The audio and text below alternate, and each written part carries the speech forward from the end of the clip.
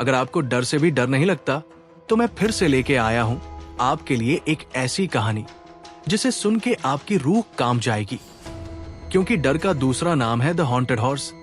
तो चलिए बढ़ते हैं कहानी की तरफ। नंदिनी की सांसें तेज चल रही थी और वो बुरी तरह कांप रही थी।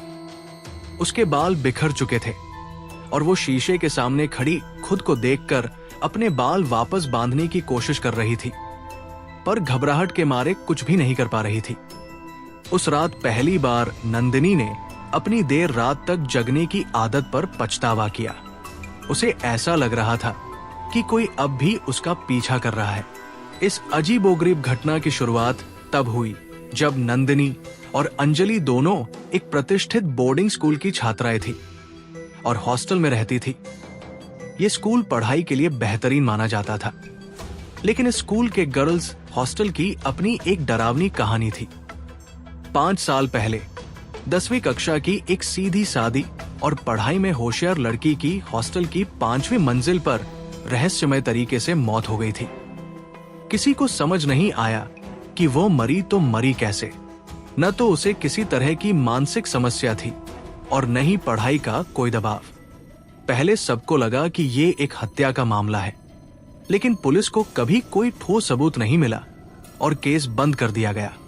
लेकिन साल दर साल धीरे धीरे ये अफवाह फैलने लगी कि उस 5वीं मंजिल पर उस लड़की की आत्मा भटकती है। इसी कारण स्कूल प्रबंधन ने उस मंजिल को बंद कर दिया और उसे हफ्ते में सिर्फ एक बार साफ करने के लिए खोला जाता था। 5 साल बाद नंदिनी और अंजलि एक ही कमरे में रहने लगी। दोनों का दिनचर्या तय था। नंदिनी पूरी रात पढ़ाई करती और सुबह 7 बजे अंजलि को उठाकर खुद सो जाती। अंजलि सुबह के समय पढ़ाई करती थी। वो हमेशा अपनी माँ का दिया हुआ काला धागा पहनती थी। दोनों ने 5वीं मंजिल की कहानियों को कभी गंभीरता से नहीं लिया, लेकिन वे कभी वहां जाने की हिम्मत भी नहीं करती थी। लेकिन 10 दिसंबर की रात कुछ अजीब हुआ। रात 12 बजे नंदिनी हमेशा की तरह पढ़ाई कर रही थी और अंजलि सो रही थी। अचानक नंदिनी का गला सूखने लगा। वो पानी पीने के लिए हॉल में गई और कॉफी बनाने लगी। हॉल में एक अजीब सी शांति थी। सिर्फ कॉफी मशीन की आवाज आ रही थी। जब उसने मशीन बंद की तो पूरा हॉल एकदम सन्नाटे में डूब गया। जैसे ही नंदिनी ने कॉफी का मग उठाया और पीछे मुड़ी, वो चौंक गई। उसके सामने अंजलि खड़ी थी, लेकिन अंजलि कुछ अजीब दिख रही थी। उसने न तो अपना चश्मा पहना था और न ही उसके हाथ में वो काला धागा था। नंदिनी ने उससे पूछा, तुम इतनी जल्दी क्यों जाग गई? जवाब में अंजलि बोली, चलो 5वीं मंजिल की बालकनी में चलते हैं। नंदिनी को थोड़ा अजीब लगा, लेकिन वो कुछ कहती इससे पहले ही अंजलि ने उसका हाथ पकड़ लिया और उसे ऊपर की ओर ले जाने लगी। सीढ़ियों पर चढ़ते हुए नंदिनी ने महसूस किया कि उसकी ही चप्पल की आवाज आ रही थी। अंजलि नंगे पैर थी। 5वीं मंजिल का दरवाजा खुला था। वे दोनों अंदर चली गई। कुछ देर बाद वे एक कमरे में पहुंची जो उसी लड़की का था जो 5 साल पहले मरी थी। ठंडी हवा कमरे में गूंज रही थी। तभी नंदिनी की नजर दीवार पर पड़ी। किसी ने नाखून से वहां लिखा था 10 दिसंबर।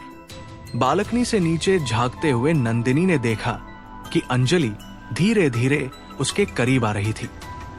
नंदिनी ने ठंड लगने की बात कहकर नीचे चलने को कहा, लेकिन अंजलि चुप रही।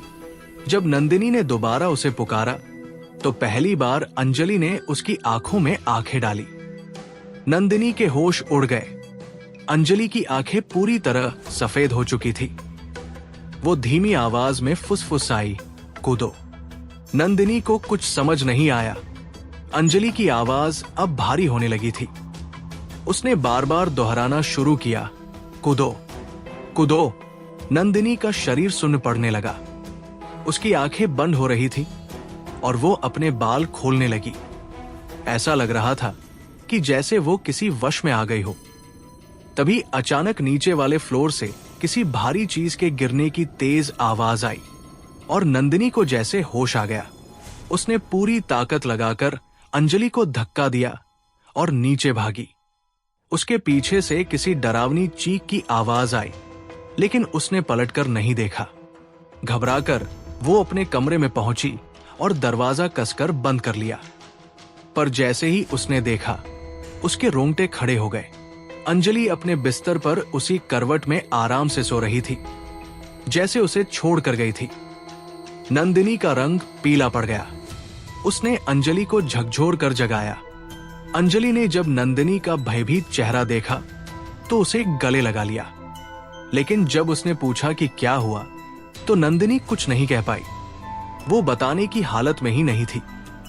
उस रात के बाद से नंदिनी ने रात में जागना बंद कर दिया, लेकिन जब अंजलि रात को पढ़ाई करती तो उसे अक्सर महसूस होता कि कोई उसे घूर रहा है, और वो नंदिनी ही होती थी। एक दिन परेशान होकर अंजलि ने नंदिनी से सच्चाई पूछी।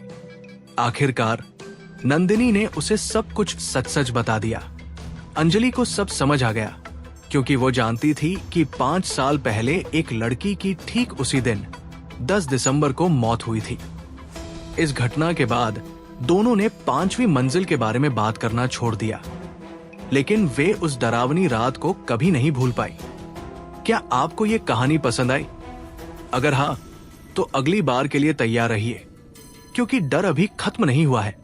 और ऐसी ही डरावनी कहानी के लिए मेरे चैनल को सब्सक्राइब जरूर करें।